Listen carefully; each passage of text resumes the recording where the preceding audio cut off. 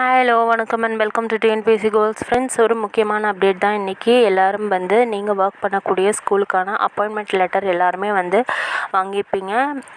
நம்ம கல்ட்ரனுடைய இந்த ஹெச்ஆர் ஏஜென்சிலேருந்து நமக்கு வந்து எல்லாருக்கும் அப்பாயின்மெண்ட் லெட்டர் வந்திருக்கு. ஸோ இது ரொம்ப முக்கியமான விஷயம். இன்னும் யாரெல்லாம் அப்பாயின்மெண்ட் லெட்டர் ரிசீவ் பண்ணாமல் இருக்கீங்களோ கண்டிப்பாக உங்களுடைய கோஆர்டினேட்டர், உங்கள் டிஸ்ட்ரிக்ட் கோஆர்டினேட்டர் இதை தெரியப்படுத்துங்க. ஸோ இன்றைக்கி பார்த்தோம் அப்படின்னாக்கா நிறைய பேருக்கு வந்து கூகுள் ஃபார்ம் கொடுத்து அதில் வந்து ஃபில் பண்ண சொல்லியிருந்தாங்க. ஸோ இன்னும் உங்கள் கோஆர்டினேட்டர் கொடுக்கலனாக்கா அதை அவங்களுக்கு தெரியப்படுத்தி உங்கள் அப்பாயின்மெண்ட் லெட்டரை வாங்கிறதுக்கான வழியை பாருங்கள். ஸோ இப்போ வந்தவங்களுக்கான விஷயம்தான் இது.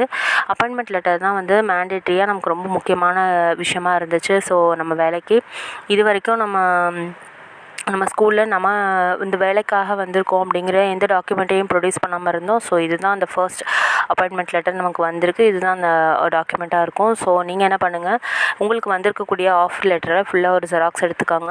ஜெராக்ஸ் எடுத்துகிட்டு அந்த 16 பேஜஸையும் நீங்கள் ஜெராக்ஸ் எடுத்துக்கோங்க. அதில் பார்த்தீங்கன்னா 8 பேஜில் வந்து உங்களுடைய name, signature and date of joining வந்து கேட்டிருப்பாங்க. ஸோ அதை கரெக்டாக கொடுத்துருங்க. நம்ம 14th அன்னைக்கு தான் நிறைய பேர் வந்து ஜாயின் பண்ணியிருந்தோம்.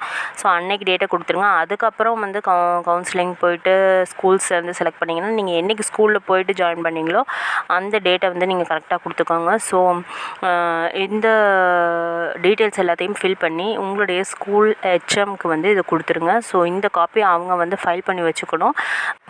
ஸோ அடுத்ததாக பார்த்தோம்னா இன்னொரு செட் ஆஃப் காப்பி நீங்கள் எடுத்து வச்சுக்கோங்க. இந்த அப்பாயின்மெண்ட் லெட்டரை அதை நீங்கள் வந்து உங்களுடைய ரெஃபரன்ஸுக்காக வச்சுக்கலாம்.